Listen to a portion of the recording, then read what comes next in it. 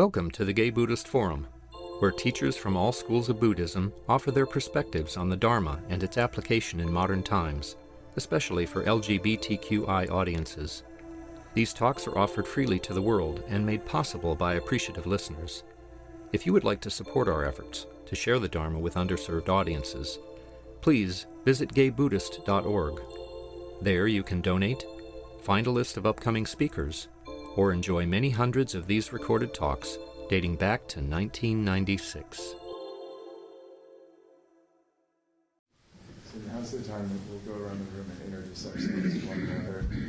And also, if there's somebody here for your first time or second time, if you'll let us know, we'd like to welcome you after the talk.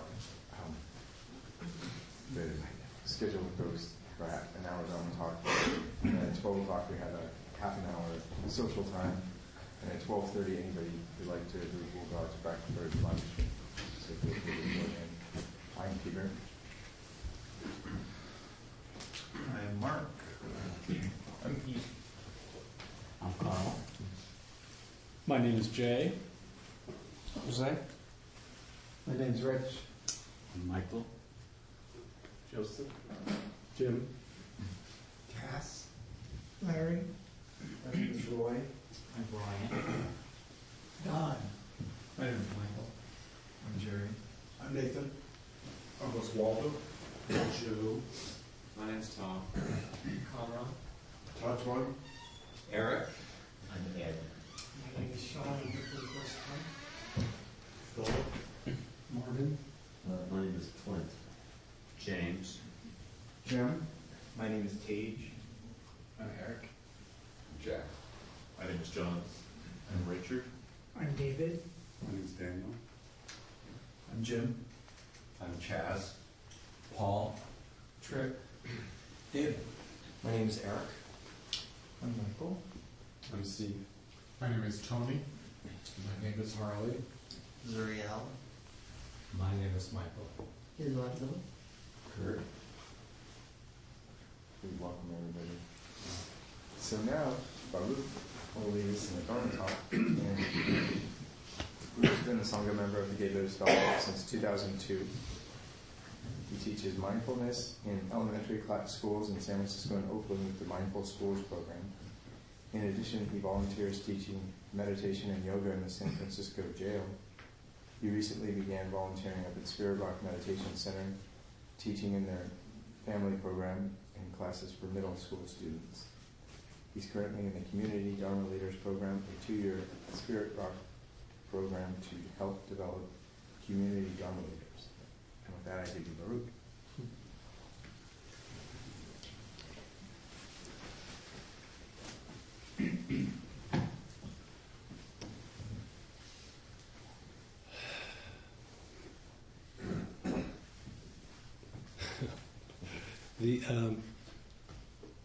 One of the comments that a lot of speakers make about coming to the Sangha is what a beautiful Sangha that we have and how receptive and warm the Sangha is. And it I hear this a lot because I've been on the planning committee involved with scheduling speakers, and after speakers come, they often will send emails thanking us for the opportunity to speak here.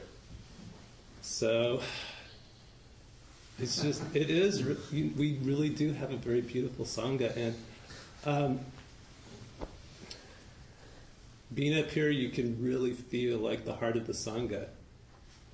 It's a little different when you're just sitting over there. So I feel very honored to be here. Is this loud enough? Can everybody hear? Yeah. And I also would like to thank a lot of people for coming to support me. So I really appreciate your being here.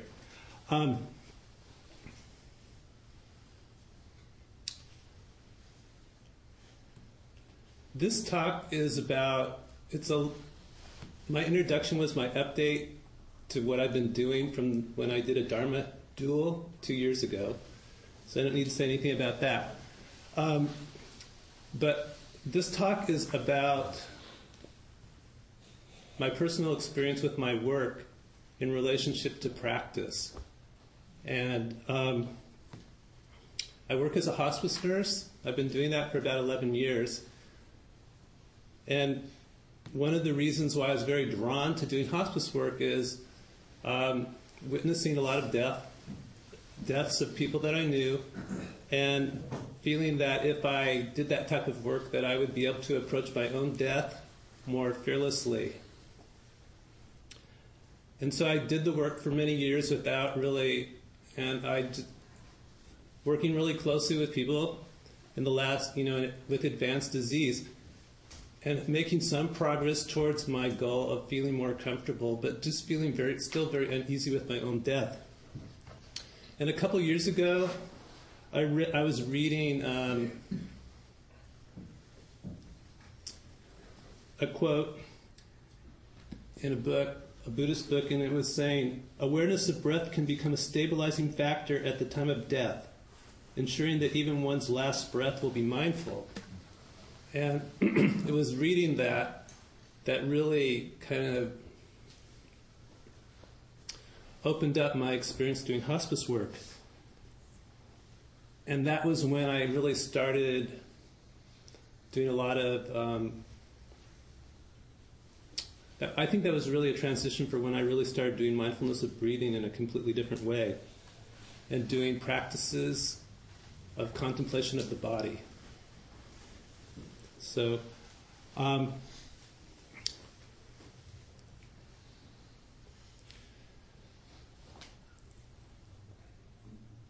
it's interesting. One of the things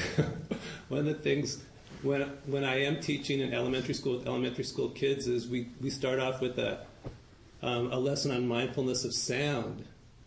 And one of the instructions is listen to sounds inside the room, outside the room, or inside your body. And sitting up here, a lot of times I can't hear sounds inside my body, but sitting up here I could just hear the sounds inside my body so loud. I could really feel my heart going. So part of contemplation of body that the Buddha talked about was, he said regular recollection of death. He didn't say this, but people say that regular recollection of death can lead to the realization that death is fearful only to the extent that we identify with our body. And as we do this type of work, through intensive practice, we come to realize the true nature of our body, that we aren't our body, that we're just in our body for the time that we're here. And if we can get to the point where we are less attached to our body, that we'll be freed from any fear at the time of our death.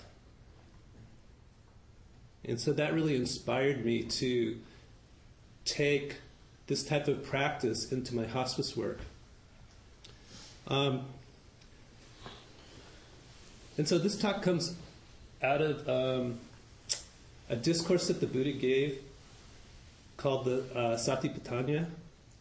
And it's his discourse on how to do mindfulness instruction. It's like, they say it's his original instruction on how to do practice, which I find to be, when I read it, I found to be quite amazing, because nothing was written down for many, I don't know if it was 200 or 300 or 500 years after he died. And so I know there were people whose job it was just to remember verbatim everything that he said. But to have this instruction in a kind of a purity that actually works, it sort of blew my mind. So the Satipatthana is mindfulness of the body, of the mind, feelings, and the Dharma. And we had a speaker here a couple of weeks ago, and she gave a very quick summary of what that was. So if you were here, then you might remember that. But I wanted to focus on just the very first instruction on the body, the very first foundation, the very first instruction, which is the breath. And those are the most complex instructions, because the Buddha talks about how to do mindfulness of breathing. He talks about the postures that we sit in. He gives instruction on bodily activities. He goes into the anatomical parts, how we could do meditation on our internal parts and our external parts, the 4 qualities of the body, and then the corpse and decay. So I started doing practice when I was in my early 20s. I was doing transcendental meditation, and I was using a mantra instead of the breath. And it wasn't until around 2000 when I first went to hear Eugene Cash at the Unitarian Church that I was introduced to mindfulness of breathing. But I really didn't get any instruction in that. I would go, and I just continued using the mantra. And it was probably within a year or two after that that I found my way to the GBF. And so I continued coming, and I continued doing mantra meditation, experimenting with breathing meditation, but really feeling like I didn't really understand what it was or how to do it. And it wasn't until I went on my first retreat that I actually got a very complete instruction about doing breathing meditation. And I found it to be very flat, kind of boring. I didn't really get it. I would try it, and then I would kind of flip back to the mantra or the old style that I was doing. And so I was doing this sort of combination of TM and breathing meditation, and I'm flipping back and forth. And eventually, I decided that I needed to come clean, and so I made an appointment with a teacher and talked to him. Actually, the teacher, it was a junior teacher, it was Will Kabat-Zinn, and he was in the teacher training up at Spirit Rock, and I talked with him, and I said I was doing these two types of practices, and sometimes I would do them in the same meditation, and he basically was very kind and just said, well, just do one or the other at a time. And so it was a gradual transition for me, and then I went, probably later, maybe the next year, I went on a concentration retreat. And when they talk about breath meditation, they talk about two types of meditation. Breath using insight and breath using concentration. And in the basic instruction that we usually get when you come to a Sangha, if you get instruction, is to pay attention to your breath, but also pay attention to anything else that happens, to be mindful of that. But another way to do breath practice is just to what they call samadhi practice or concentration practices, where you only pay attention to your breath. Anytime your attention goes off of your breath, you bring it back to your breath. And it's a way of kind of concentrating your practice and becoming very still and very quiet. And it was during that retreat where the focus was only on the breath that I really started having a different type of experience of the breath. And the breath opened up to me, and instead of being really flat, I started experiencing it with more depth and more character. And I became a lot more interested in the breath. And it was during that experience that I also started paying more attention to the hospice patients that I was working with, because usually 1 to 2 weeks before someone dies, that you start seeing changes in respiration or breathing patterns. And I was going to read this because I thought it was very interesting. This is a book that we give to families. It says respirations may increase from a normal 16 to 20 or sometimes up to 40 or 50 breaths a minute. Or they can decrease to 9, even 6. There can be puffing, blowing of lips, actual stopping of arrhythmic breathing only to resume. And then, especially right before someone dies, the breathing really becomes much slower or more irregular. And hospice is a very beautiful program, but it has a very Western model. You have a symptom, we treat it with medication, we give a drug.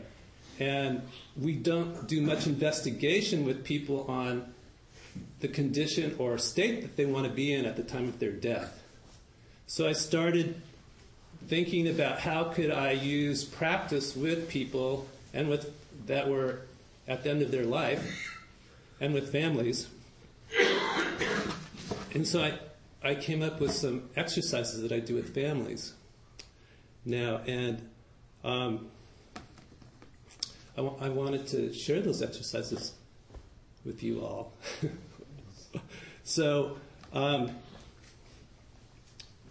by actually having you do the exercises.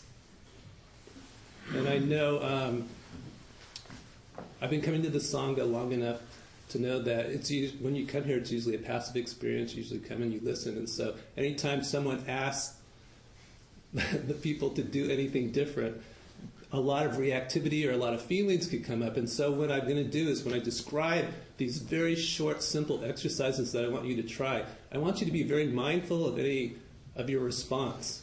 Like, do you want to do it? Do you not want to do it? Is it pleasant? Is it unpleasant? Do you like it? Do you not like it? Is a lot of aversion coming up? And just be really mindful of that. So what I wanted to do really quickly is, in the Sati Center, the Buddha starts off, the very first thing he says is, it's kind of awesome, he says, the very first thing he says is, kind of like, listen to me, listen up, because I'm going to tell you how to purify yourself, how to realize nirvana, how to achieve bliss in your life. That's a paraphrase. And then the next thing he said, so all the monks are sitting around and they're just listening. They're like, they're very interested because that's what they've devoted their life to. And the very next instruction that's written down that the Buddha is supposed to have said is how to sit and where to do the practice.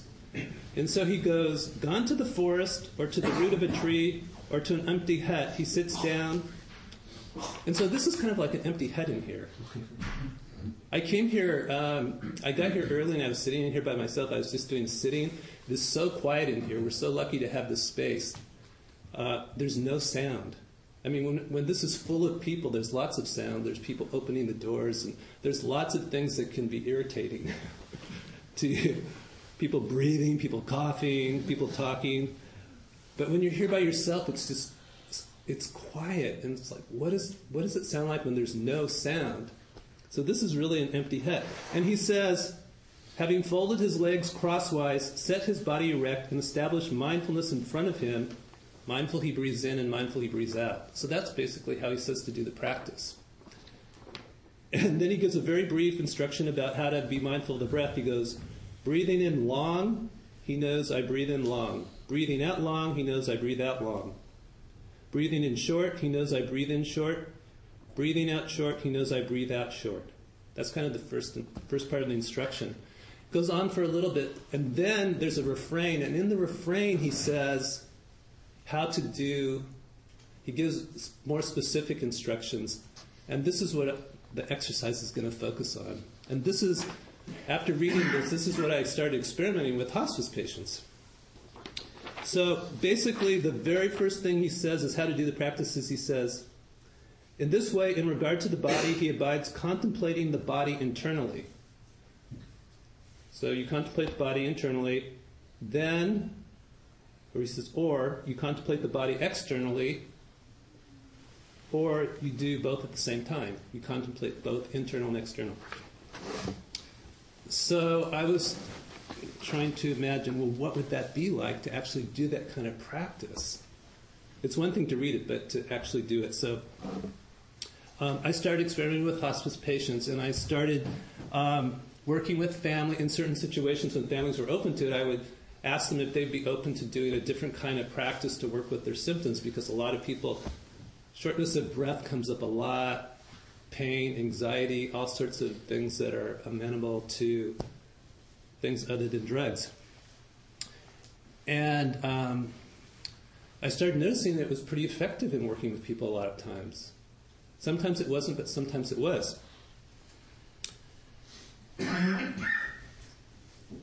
And so these are the two exercises that I want you to try. So remember to be very mindful. These exercises are done with a partner. So I would just recommend, this isn't like speed dating or anything. Just turn to the person that's next to you. And I'll give you the instruction. And I'm going to have Trip come up and I'll show you how it's done. The exercises are done. The first exercise is done completely quietly. Okay. You see that? And so it's taking the Buddha's instruction of abiding your body internally, or paying attention to internal phenomena, anything that happens in your body, but specifically the breathing, and then also paying attention to what's happening outside of your body or to what's happening with someone else. So this is what I want you to do. So there's a passive partner and an active partner, or I'll just leave it at that. How about first and half? Or a bottom and a top. And the way that you start is, it's very short. It's going to be like 3 minutes, and then you'll switch. And then what you do is sitting very still, just like the instructions that the Buddha gave, sitting very still, very quiet, erect with, whatever position you're comfortable in. Both partners, passive and active, close your eyes, take some mindful breaths for maybe like 20 seconds, just to tune yourself into your breathing. Then this exercise can involve touch. So the active partner is sensing into and seeing the passive partner, but specifically your passive partner's breathing. So it's a kind of a synchronization process where you're synchronizing your breathing with your partners. You're tuning your breathing with your partners. So basically, after you get in touch with your own breath, if your partner is okay with this, very slowly you can take your hand. This is the part that I want you to be very mindful of, what your reaction is. And gently, very gently, put your hand lightly on your partner's chest so that you can actually sense and pay attention to his breathing. If you don't feel comfortable, you could also do this, just use it without doing it. So you have to get your partner's permission. And then what I want you to do is, instead of paying attention to your breathing, the active partner, start paying attention to your passive partner's breathing. And once you've sensed into his breathing, then you're going to synchronize your breathing with his breathing. So you're going to pay attention to the rate and the rhythm specifically, so you'll be breathing together. And see if you could settle into that. And if you could settle into that, then you could start paying attention to the character and the quality of the breath too. Is it a long breath? Is it a short breath? Whatever you could notice.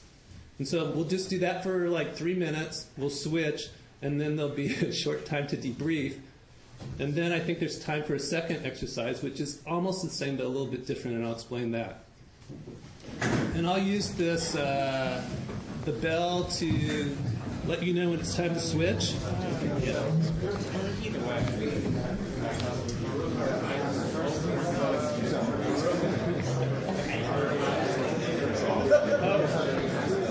It doesn't matter.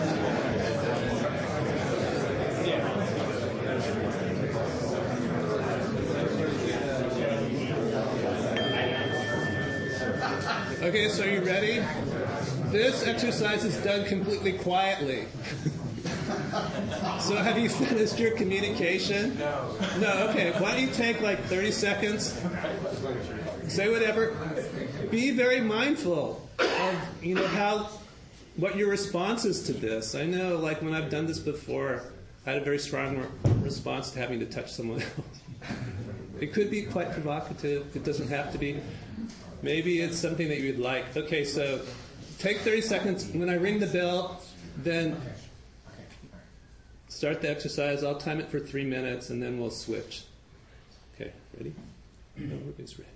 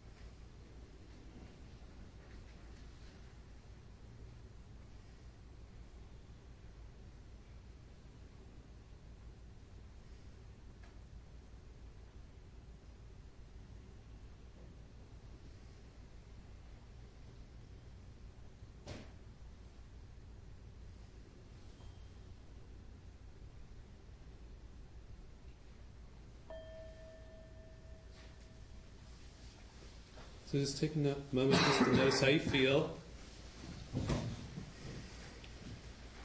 And then switch. If you're passive, then become active. Okay, ready?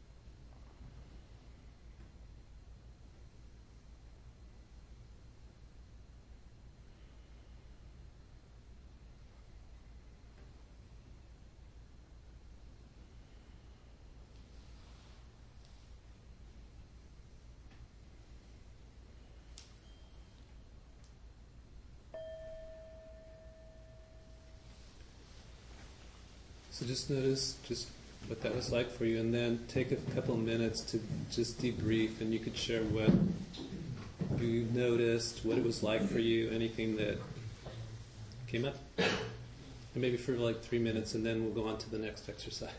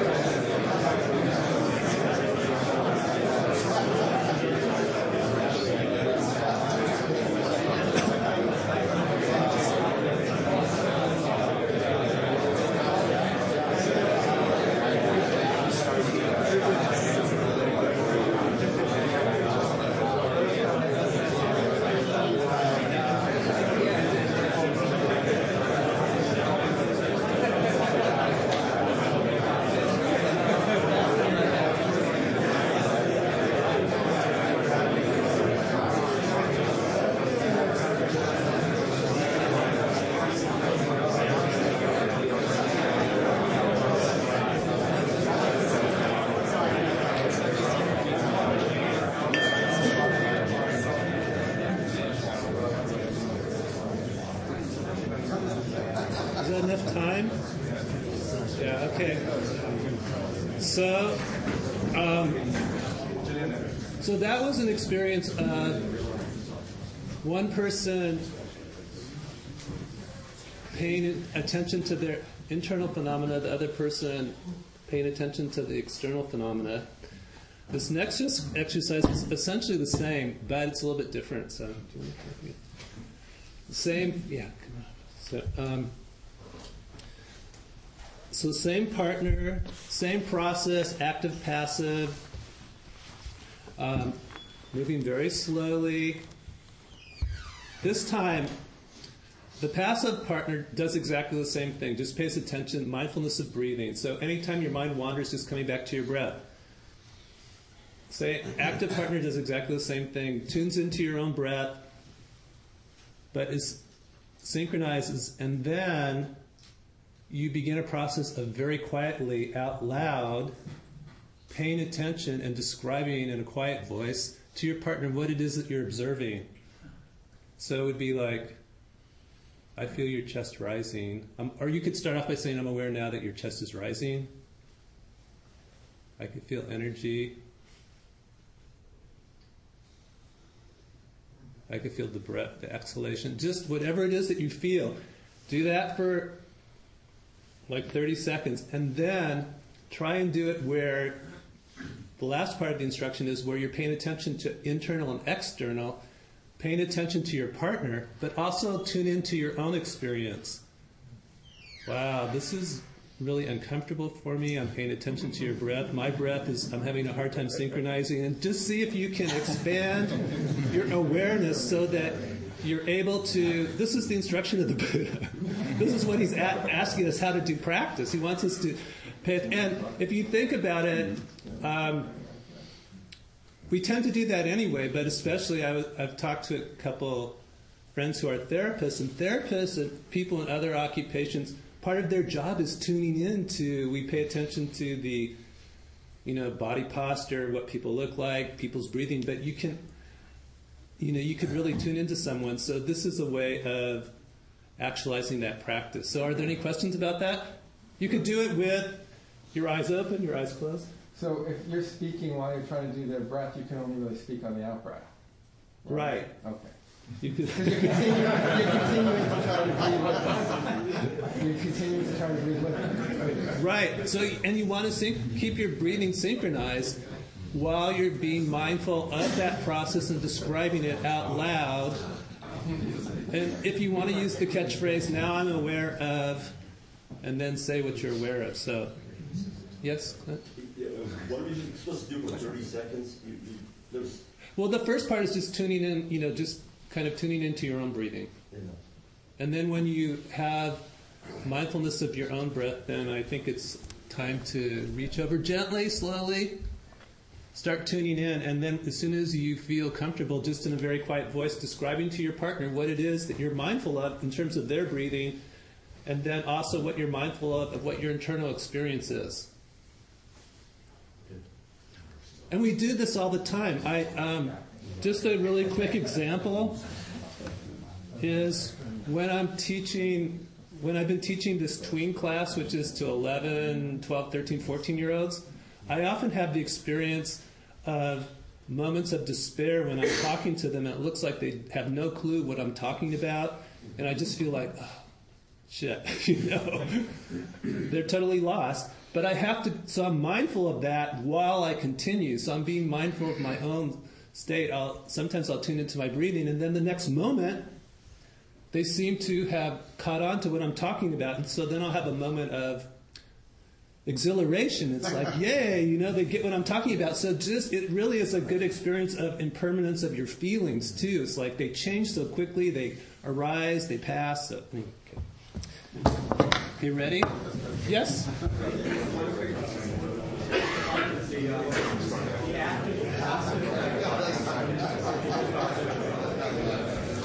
What was that?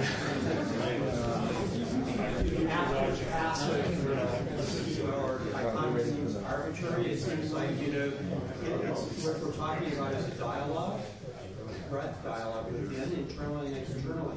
In verbal dialogue, there's speaker and listener going back, reciprocal, going back and forth. So I don't. Well, you can do however it makes sense to you. Okay. That's just suggesting. Okay, so take a minute to tune in, sitting quietly. Tune into your own breathing, mindfulness of breathing. And then after you've done that, passive person continue, eyes closed, eyes open, active person. When you feel like you're tuned into yourself, reach over, synchronize, attune, and then start out loud, letting your partner know, or describing your experience.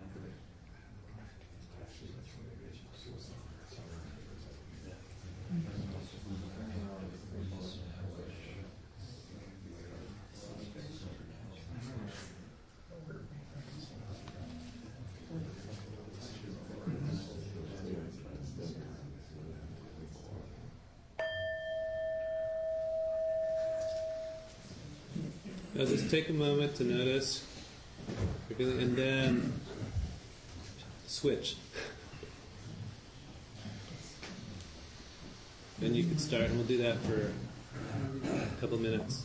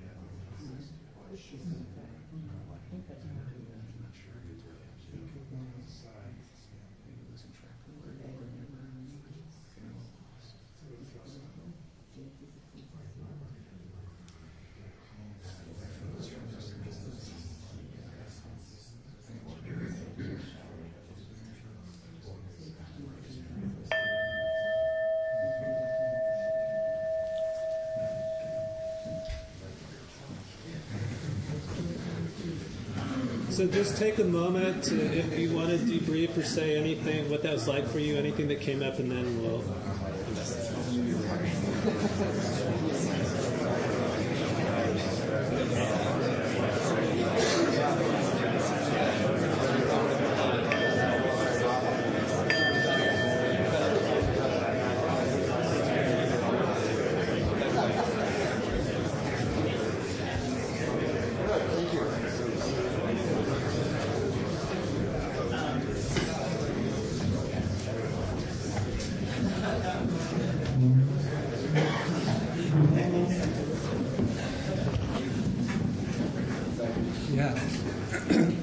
So, I wanted to thank you for trying this to experiments. I just wanted to describe one time recently, a time that I used this in practice, and then we have a couple of minutes, and if anybody has any comments about this or anything they wanted to say. But I guess, let's see, today's Sunday. On Friday, I went to visit a hospice patient, a woman, and she was experiencing a lot of anxiety. And the anxiety was really triggered with shortness of breath. Very articulate woman, and her husband was very anxious. And we were talking about the usual stuff, and at a certain point I just thought, well, might as well try this. So I kind of had her husband do an experiment like that. And we talked about what triggers it. And what was triggering it was when she got out of bed. So we had her get out of bed, but we just really tune into what the Buddha actually refers to it as bare knowledge. Just when she started noticing the most beginning symptom. And I had her husband, who's very anxious, kind of put his hand on her chest and just describe what he was feeling and synchronize his breathing. It was very, very sweet. The anxiety that they had been dealing with was really getting in the way of their relationship. And it just reminded me about how sometimes when we're having a lot of pain and suffering in our bodies, our relationship with our body really, we can have a lot of aversion to that. We could start becoming very far away from what's going on in our body, and by doing a simple exercise like this, tuning in. And actually, I talked with them later, let's see, maybe this was on Monday, I can't remember, but it turns out that was actually the last time that she got out of bed. She decided after that it was too stressful for her to get out of bed and that she felt more comfortable. And I think it had something to do with that exercise, but they were very thankful. So anyway, with that, I'd just like to open it up and see if anybody has any comments or questions or...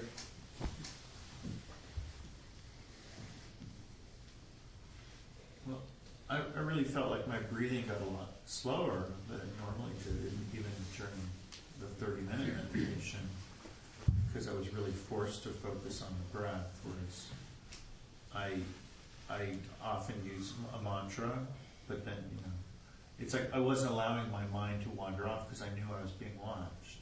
So, I was definitely concentrating on the breath, so it really made a difference. Just to say thank you so much. It was such a simple exercise, but so intimate. And I know how useful this is when you're dealing with people that are ill, but also what an important tool to use when you're relating to somebody where you're both very alive and positive. So it's so simple but powerful. I found I was more able to stay present and centered and not have my mind wander when I was focusing on someone else's breath than when I meditate and try and focus on my own, in which case I'll follow all sorts of rabbit trails. So, I know it was only a couple minutes, but it seemed to be more centering, to focus on something outside myself, someone else's breath, than to focus on my own.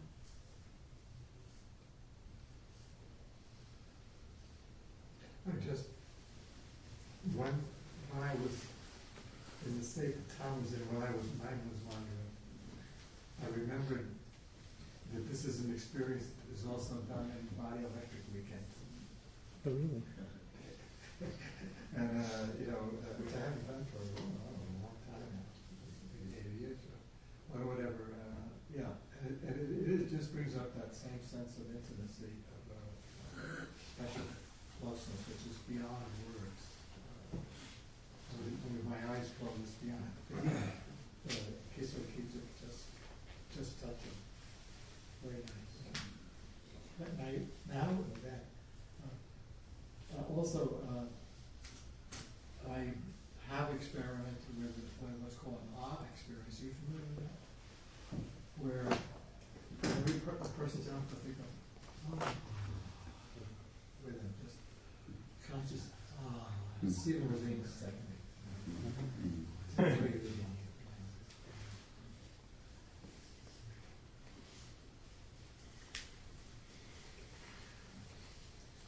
Yeah, thank you, Baruch. It's very, it's so basic, but to have it, to be so deeply reminded of, especially attending someone else's death, it was very enriching. I really appreciate how your work has come around to this. And I was thinking about, my choral conductor said that, I heard him say that the first instruction for choral conductors is to breathe with your singers. Which I actually, that makes sense, but it had never occurred to me. You know, and that's the type of inner alignment and coordination that is so primary. It's the first thing they're taught. I also remember there's a priest named Saint de Mello. Anyone heard of him? Father de Mello. But he's very much into Buddhist practice. But he just says, the breath is God. That's cosmic divinity. Right? That's how close it is. So that everything breathes. I think even atoms breathe. That respiration is this the quality of universal being. But thank you.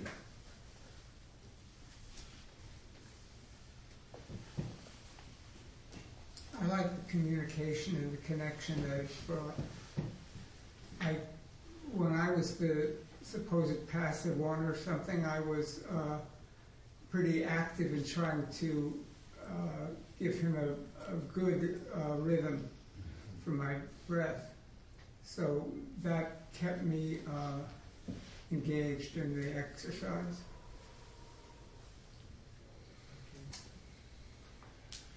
So, thank you for trying this experiment. I was always struck with a lot of teachers will talk about during Dharma talks how the Buddha himself engaged in mindfulness of breathing at the time of his enlightenment. When he was being assaulted by Mara, he was doing mindful breathing. And so he was doing contemplation of the body. And it's just, sometimes I think it's such a basic instruction, it's really easy not to pay that much attention to it.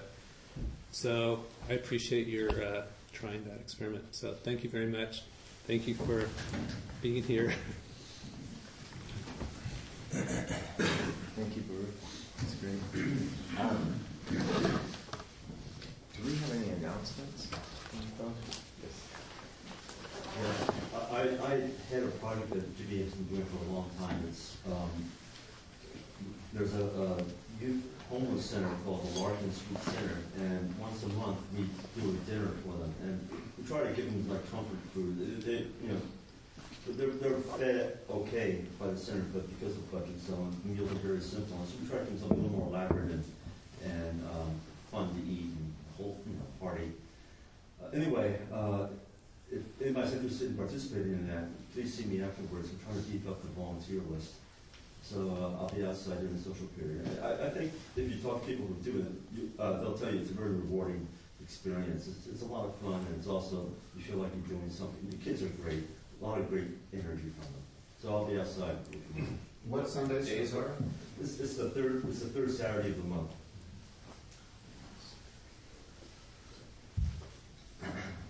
Next Sunday, our speaker is Dave Rico, who is a therapist and author in Santa Barbara and San Francisco. He's been here a number of times.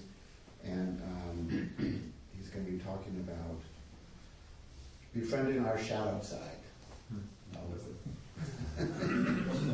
The lucid project. Anyway. And he tends not to like record it. So if you want to hear it, be here. you're the host today? I am the host, so please stay for the half hour of socializing after. There's tea and freshly baked scones. And if you have tea, please wash your cup. If you're new and you'd like to get on our mailing list, you can sign up out on the by the wall here in the area outside in the lobby. And I will be coming around with a Dana bowl. We have a suggested contribution of $5 to $8 to support the Sangha. And then people go to lunch at about 12:30 if you'd like to do that. Just hang out by the door. Baruch, will you lead us out with the dedication, right?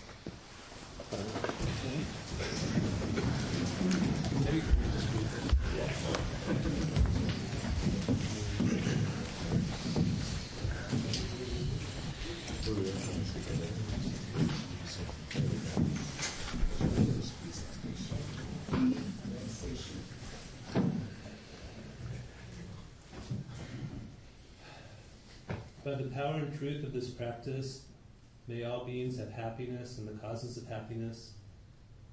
May all beings be free from sorrow and the causes of sorrow. May all never be separated from the sacred happiness which is without sorrow.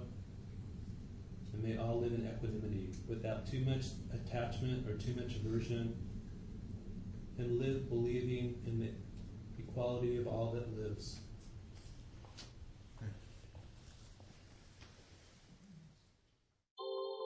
Thank you for listening to the Gay Buddhist Forum. If you would like to hear several new talks per month and be notified of upcoming speakers so you can participate live, please subscribe to this podcast, like us on Facebook, and join our mailing list by visiting gaybuddhist.org.